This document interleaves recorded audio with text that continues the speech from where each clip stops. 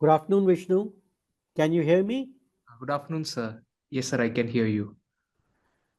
Right. So, Vishnu, welcome to the interview, and I would like you to give a brief introduction for the benefit of the panel. Thank you very much, sir. So, my name is Vishnu Sasikumar. I was born in Kerala, brought up in Gujarat. I did all of my schooling in Gujarat till class 12th in humanities stream. Post that, I did my graduation in political science and economics from St. Stephen's College, Delhi University. I graduated in 2021, and since then I have been preparing for the civil services. So, based on the results of UPSC Civil Service 2022, I secured All India rank 394, and I have been appointed to the Danik service. And I have joined the Danik service on December 26, 2023, and I'm currently undergoing training as a Danik's probationer, sir. Right. So, congratulations, Thank you, sir. and we can only hope that you attain much higher ranking this time. Thank you very much, sir. Hmm. So, Vishnu, belonging to Kerala, now, can you tell me something about Kerala's economy? Yes, sir. So the Kerala economy is basically a service sector economy with much of its dependence on the service sector. And the Kerala economy is also a remittance economy, whereby a large section of the population has migrated, especially to the Gulf region. And the economy is also dependent on the remittances which are received from the Gulf countries. So, nature of the economy, sir, when we look at the pattern of growth or development that Kerala has undertook, Kerala has decided or had decided to spend a lot of its resources on the social sector spending. For example, we have had high spending on health and education sector. So the Kerala focused majorly on developing the human capital first, and based on the development of human capital, it was envisaged that the human growth would possibly kick in after human development was achieved, sir. Very good. Now, tell me which district of the country achieved 100% literacy for the Sir, first time? sir, it was the Kottayam district. Kottayam district. Yes, Are you sir. sure? Sir, I think so. I'm not sure, sir. Okay. Um, Now, uh, you had political science and international relations as your optional subject, right? Yes, sir. Can you tell me something about Kautilya's Arthashastra? Yes, sir. So Kautilya's Arthashastra belongs to the Dandashastra tradition of political theory, whereby Kautilya talks a lot about statecraft. So when he talks about Arthashastra, when we translate it literally, it means the management of wealth. But what he meant was management of power. It was a book on the statecraft. So he delves into detail about how a country should be administered, how the foreign policy of the country should be administered, and he gives the Mandala Siddhanta theory, whereby he gives the 84 elements that a sovereign must take into consideration before making a foreign policy decision. And he also talks into detail about how internal administration of a country should also be undertaken.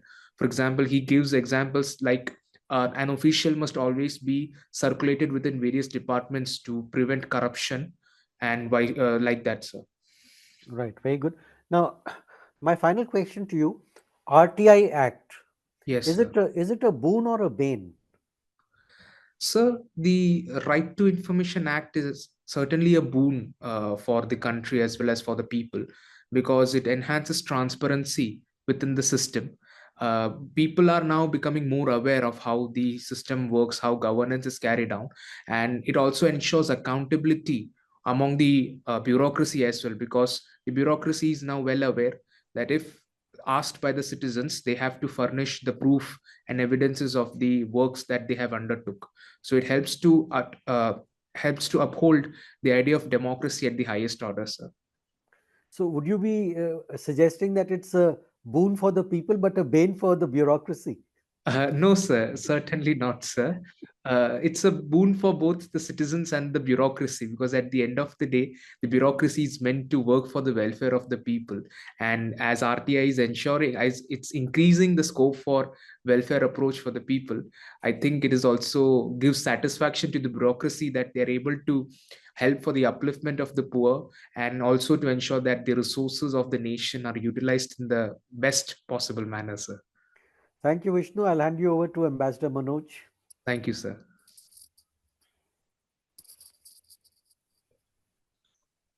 Welcome, Vishnu, Good and afternoon, sir. congratulations for securing a very high, good rank in the last year's exam. I Thank you. also noticed that your first choice is the Indian Foreign Service. Yes, sir. Apart from the fact that you have chosen international relations and politics as a subject, give me three more reasons as to why you prefer Indian Foreign Service over any other service. So, firstly, it gives me immense pride that I am representing my country at the highest levels. Because right from when I was in class 8th, ninth, I used to watch newspaper, I used to watch TV news where I saw diplomats and ambassadors standing in front of the national flag, negotiating with the world leaders.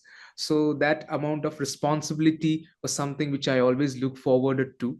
So, that is the primary reason why, sir, I wish to take Indian Foreign Service above the Indian Administrative Service also. And so, secondly, it is also my inclination, as you had mentioned, to political science, especially in the international relations field. And so, thirdly, my some of my family members, they are a member of the Indian diaspora in the Gulf region. So I also want to work for the well-being of the diaspora in the countries abroad. And I believe that we can have actually bring a parallel between the best practices, what is being done in the abroad region, to emulate that or adapt that to the Indian conditions. So I would like to work in that field as well to ensure that we achieve the idea of developed India by 2047 as per our Honorable Prime Minister's vision, sir. Good. You have given me two reasons because the third one was what I asked you to exclude. But anyway, good to hear Sorry. from. Also, I would like to know from you, and based on your knowledge of international relations, how do you evaluate Indian foreign policy today? Sir, I think Indian foreign policy currently is at a very, I would say, at a very high pedestal currently, because we are now being perceived as a rule maker rather than a rule follower, a rule shaper of the rules based order which India has always been a part of.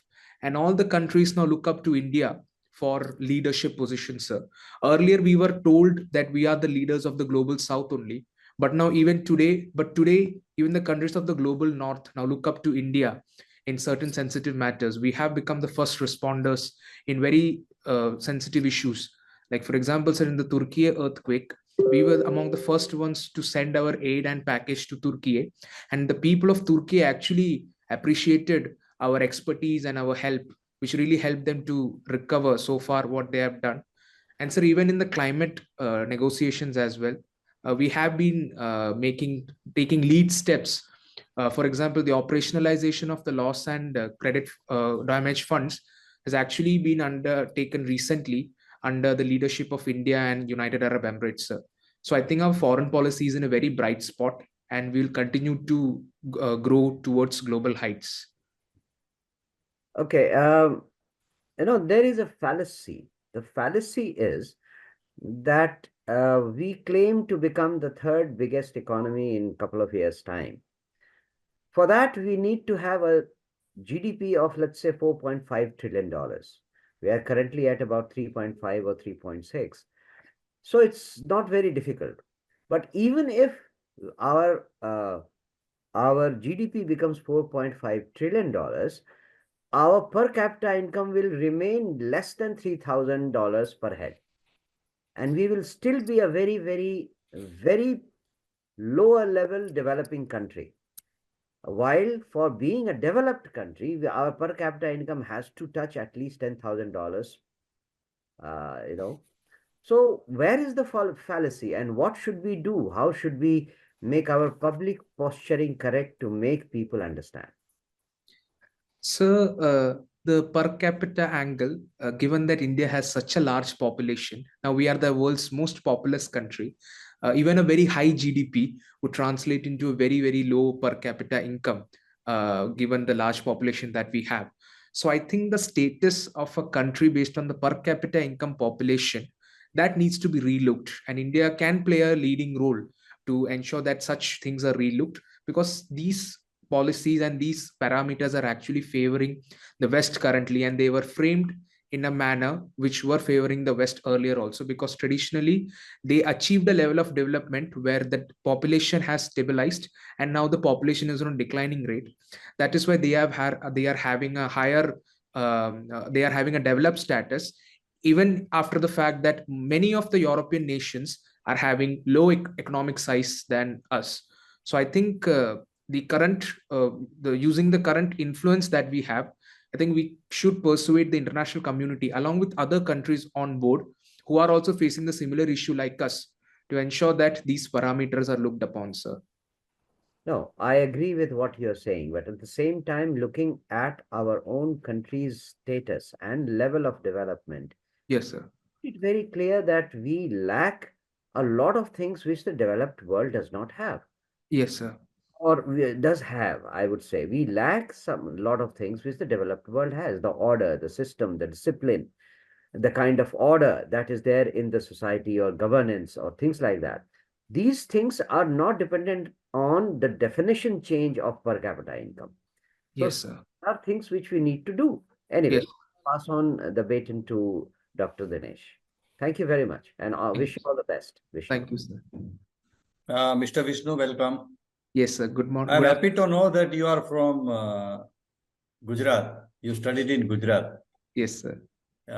Good. What good things do you see in Gujarat during your stay? Sir, the level of security and stability in Gujarat, I noticed, was quite high. And that is one reason why business has actually prospered in Gujarat very much. So secondly, I really admire the level of physical infrastructure that Gujarat has created for economic growth, creating a conducive environment. So thirdly, I really love the Gujarati food, especially the undiyu, kadhi and all. And the Gujarati culture also, the Diwali, Oh, Navratri, Garba and all. correct. So it's a mix Now, of economic, social. enough. Now Which, we come to your subjects. yes, sir. Tell me something about your views on the end of Ukraine-Russia war. How it will come? So the current status, Russia is having a slight upper hand, because it has renewed its offensive along the borders, and the aid that the Ukrainians are getting has reduced. Recently, there is a deadlock within the US Congress regarding a new set of aid that America wants to dispatch to Ukraine. So, sir, until there is dialogue and diplomacy, a very insightful dialogue and diplomacy along both the sides, both Russia and Ukraine, must be willing enough to cede some grounds, to give up their ego and to come to the talking terms. We cannot expect a negotiation or even a ceasefire in this situation, sir. So there should be a meaningful dialogue between Russia and Ukraine, and that should also be supported by the West, who are funding Ukraine, sir. The recent conflict between Israel and Gaza, Palestine, how it would impact Indian economy? This is a very different type of question. How it would impact Indian economy, positively or negatively? Sir, we might face issues in our energy security, because Middle East is a very strategic region. The oil supplies come from the Middle East, and recently we saw an oil tanker, Camp Pluto, which was attacked by the Houthis by a drone, so which can hamper our energy security as well. And it also can disrupt trade, because the Red Sea, the choke points, the Strait of Hormuz, the Bab-el-Mandeb Strait, both of them are critical choke points which allow foreign trade to pass through.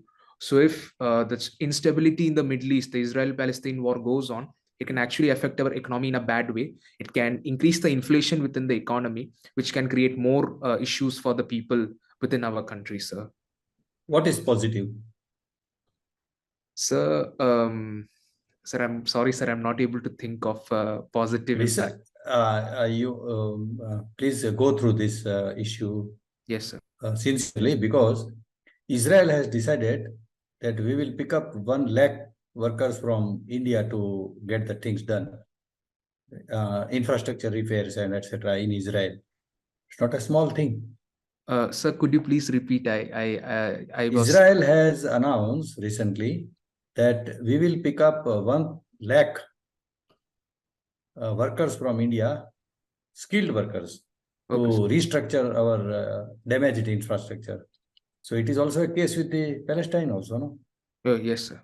You know the people from Gulf, they are mainly from the South India. Huh? Yes.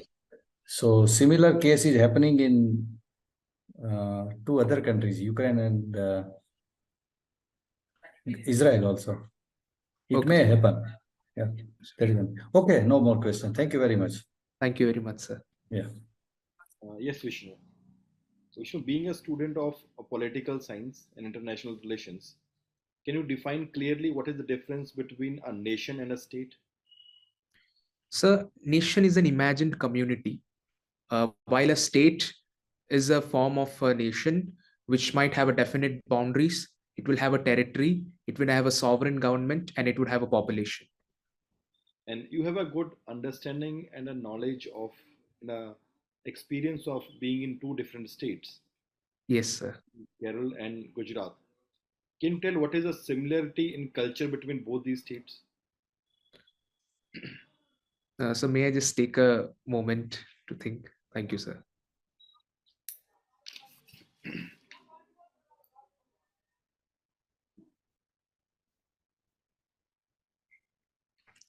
So both states, they have a culture of emigration going out. The Gujaratis, they have been traditionally settling outside in South Africa, in United States, the Western Hemisphere, as traders, businessmen. Keralites also, sir, they have been migrating to the Middle East. There is a tradition of trade in both the cultures, sir. And so secondly, there is um, a high respect or a reverence to religion that I see within both the cultures, be it the Gujarati culture and the tradition, the Kerala culture, especially in the Devi cult, sir. Okay, fine. What is the relevance of Hobbes in the 21st century? Sir, given the current scenario that we are seeing in the international global order, where there is no international rules or an enforcer of the rules, Hobbes' Leviathan, the idea of an all-powerful sovereign, really holds valid, because there needs to be someone to enforce the said rules. Because Hobbes had said, covenants without swords are nothing but mere words. And that is what we are seeing today, sir. Even though there are many international conventions prohibiting wars, prohibiting war crimes on individual innocent civilians, a lot of loss of life is happening in the international scenario, sir. So in that respect, I think Hobbes becomes very valid. Can you be specific in the context of India? Sorry, sir. Can you be specific in the context of India? Relevance of Hobbes? Sorry, sir, I'm not able to come up with an answer. Is there any centralization of power that is taking place? Sir, I think the centralization of power as such has not taken place. It might appear as such because the government has has an absolute majority within the parliament, so which is helping to take concrete decisions, which was not the case earlier, because earlier we have had coalition governments where the ruling party had to take into confidence the other party interests as well, sir. My last question is, what are the 3 most important events of modern India? Sir, the first one would be the 1991 economic reforms. So the second one would be the nuclearization of India. We were declared as a full-fledged nuclear power state. So the third one, I'm not able to come up with now currently, sir. I'm really sorry, sir. The government is taking so many initiatives. Anyways, thank you very much. Thank you, sir.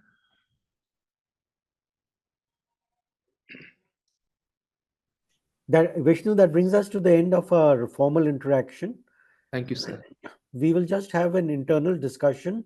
So we Okay. would request you to be logged out for a couple of minutes. We'll indicate to you when our feedback is ready so that we can have you on board for that.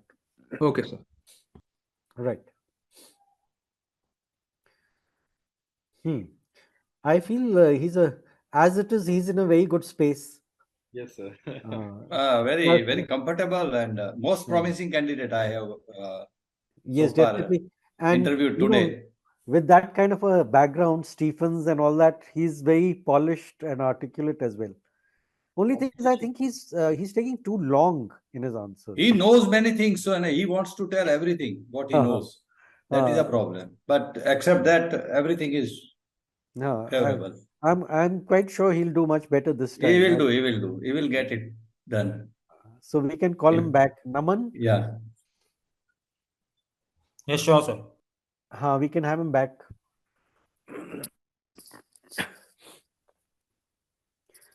So Vishnu, firstly, your self-assessment. How do you think you performed today? Sir, I was caught off guard on many multiple questions. It made me think a lot, sir. So I think I need to brush up on my knowledge aspect as well, sir. And sir, I think I need to refine on my communication skills a bit more because I was tending to get a bit informal. I felt so. And So obviously, for the interview, you will be formally dressed. yes, sir. I will be fully in the suit, sir. Yes. Okay. Good. Now, how many marks did you get the last time? Sir, 201 in the interview. Okay. So you didn't missed out on a good placement because of your mains. Yes, sir. My essay marks were very low last year. It was only 92. So how have they gone this year? Sir, essay was nice. I had written this year. I had worked a lot this time for the essay and ethics, sir. Last year essay was I was not expecting this much low marks, sir. Because last time also I had the same assessment that I did good in essay. But this time I worked really hard, rectified on the mistakes, what I might have done last year. And I have written satisfactorily this year, sir. Good. So as far as the interview is concerned, I don't think you have anything to be afraid of because you've already faced the interview board and got very good marks. So just go there with a clean mind, no clutter. Yes, And sir. the first district to achieve 100% literacy was not Kottayam, it was Ernakulam. Okay, sir. I'm sorry, sir. Now I happen to know because the DM at that time was none other than KJ Alphonse, who's my batchmate. Okay, sir. Right. So, uh, Vishnu, for you, the expectations will be much more Yes, because sir. with the kind of background you have, Yes, sir. St. Stephens and everything.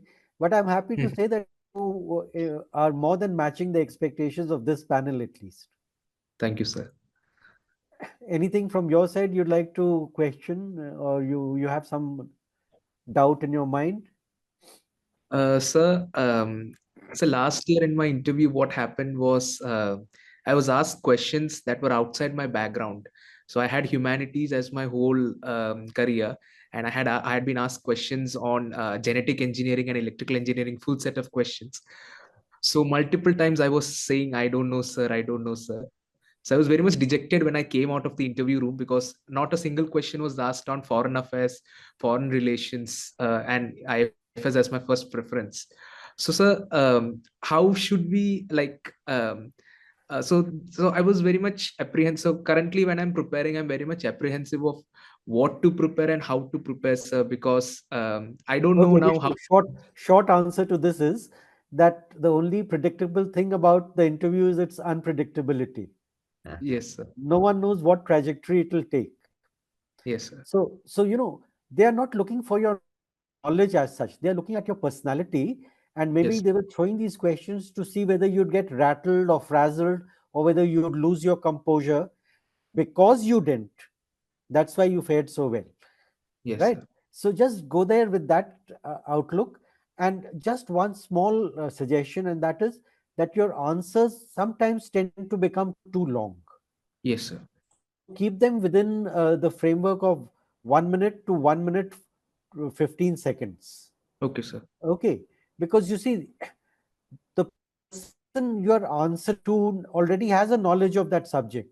He's Yes. just testing how you are presenting it, whether you have conceptual clarity, lucidity, articulateness, and so on, Yes. which you possess in abundant measure. So you'll get your point across in short time, and Okay, that sir. will work in your favor. Okay, So, sir. Vishnu, all the best, and we hope to see you among the top 20. Thank you very much, sir. Thanks. Thank you, sir. Our best wishes to you. Thank you, sir. Sir, if I may add, Vishnu, you asked a question as to how to prepare. You are a little confused. While the answer has been given by the chairman of this board, I would like to add that most of these kind of questions come from or originate from something which has happened in the recent times. Yes, sir. As long as you keep abreast with recent happenings. When is your interview? Sir, my interview date hasn't come out in the first phase. So just prepare to go through the current affairs and things which are happening right now in Yes, a sir. more detailed manner. Whatever Oh, comes, get to know the background, especially science, this, that, or whatever comes your way. yes, sir. That prepare you well for the interview. Otherwise, you are doing so well. And I think you could not answer some of the questions put up by Mr. Singh, but Yes, sir. I think he should comment on some of these things rather than I commenting on them. I wish you all the best. Thank you, sir. Question. Majority of the questions you were able to answer, for example, difference between nation and state or other things. Centralization of the power you are unable to answer in a proper format. You just need to have a look not only in one aspect but both the side you need to have. Second is between culture. तो वो थोड़ा सा आप देख लो कि culture में क्या similarities है क्या डिफरेंसेस है because of the experience and hobbies also Okay, sir. any other just philosophers that are there. You need to have a proper brush up in the context of their relevance in the context of Indian society, Indian economy, Indian polity, and the world over also. Okay, sir. That will give you a better outlook. Everything was fine. The smile was comparatively very good on your face, Thank you, sir. and you maintained that particular smile for the point of time that was required. Thank you, sir. Best of All luck. the best. Do well. Thank you, sir. Right. All the best, Vishnu. Thank you, sir. Bye bye. Bye.